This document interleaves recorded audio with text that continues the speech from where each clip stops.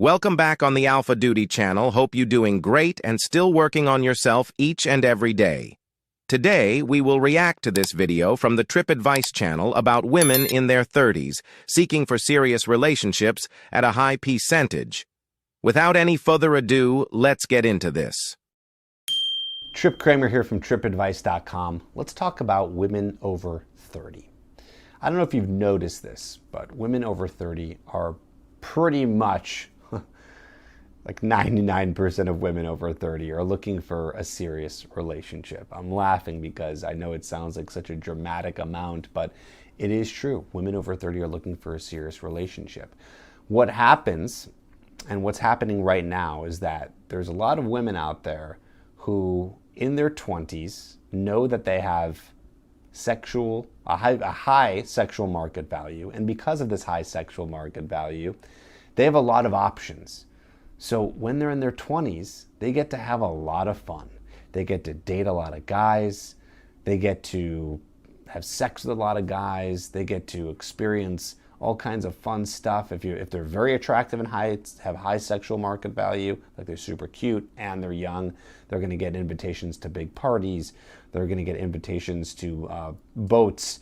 I even know stories of really just girls with a mediocre social media following who are just attractive, who have been DM'd by celebrities. I mean, can you imagine? Yes, I can only imagine. But I will probably never know, like most men, what it feels like to be invited by celebrities. But let's be honest with ourselves. We all know that women are born with value, and the older they get, the less their value become, especially when they hit 30. In the other hand, men have to earn their value, work every day, plan it out, fail and fail again until they make it, then be able to find themselves on the yacht. That's why we say women age like milk and men age like wine. The ego that gets inflated from all these women who are 18 to about 27 years old. It's really insane, but it is true. This is what's happening. So of course, with so much choice, what ends up happening to a lot of these women is they end up kind of picking and choosing all of these different qualities from all these different guys that they've met to create a large list so that they end up having what's called their perfect guy. Now, the problem with this is when they have such a long list, of course, the longer the list, the smaller the pool that's available to you, right? Imagine if you had your perfect quality woman, you had a list of 50 things. Chances are it's going to be probably hard to meet that person. Now, for a woman, she probably doesn't think that it is hard to meet that person because she has so much option available to her, and she's seen that she has so much option available to her. So what ends up happening is women start getting into their late 20s, early 30s, and then beyond. The problem lies in the fact that they have lower sexual market value because more men are going for women in their 20s versus women in their 30s. And they have a very high list of men that they want to be with. This becomes a problem of women who now want to settle down in their 30s, and they're having more trouble doing that. Should also add that society puts a lot of pressure on women to be a career girl boss, to make a lot of money, to be... I don't think so, unless we don't live in the same society, because in the modern world society, feminism is the one putting pressure on women when it comes to career achievements, not the society itself. They are the one choosing to go that path. They are the one targeted by the neo-feminism ideology, I don't need no man type of creed, because there are plenty of men out here willing to provide and take care of them. But a choice is a choice. Super powerful, to be a mom one day and be a great mom one day, and to find a husband. So women have all of this pressure on them, and one of the pressures lately is women being amazing in the workplace. So that becomes a priority to them in their 20s, trying to hustle and grind and have a good position in the workplace, which then doesn't allow for maybe time to find a husband.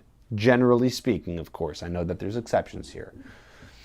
So this becomes a further problem because now they are in their 30s, they have lower sexual market value, and then They're trying to find a guy who has got a long list that they're looking for. So it's a very small window of opportunity for them to find this man. And then because they're probably making a decent living in their career because they've worked hard at it, well, women naturally and generally want to be meeting men and being with men who have a higher salary than them. So their pool becomes even more narrow. And then you end up with a lot of single women. And the studies have shown that there is more single women than ever. And there's even another study that showed that women these days are more unhappier than ever. Now, why am I sharing this with you? You need to understand the state of the world right now. And I'm going to be doing more videos on this, but you need to understand the reality of what's happening and how women are acting and why they're acting that way. This might be one of the reasons why it's really hard for you to do online dating or to get a first date or to get a first date that turns into a second date. I'm not going to play victim here, and I don't want you to play victim, but we can't look past the idea that there are women out there who are always trying to seek the best. They feel more entitled than ever because they believe they have so many options, which many of them do. And that just gets you to get flaked on. So you get flaked on more and you don't end up meeting the kind of woman that you want, and it takes a lot more work. Hence why I have a channel like this and why there's so many people who are seeking dating advice so they can meet more women. So how does this again affect you, and what is my advice from this? Well, I want you to make sure that you do not end up like these women who have a very long list and then become in their 30s trying to look for a serious relationship and having a hard time. You, my friend, need to be more realistic. And this is advice I'd give. Be more realistic and less delusional. That's the main point of the subject.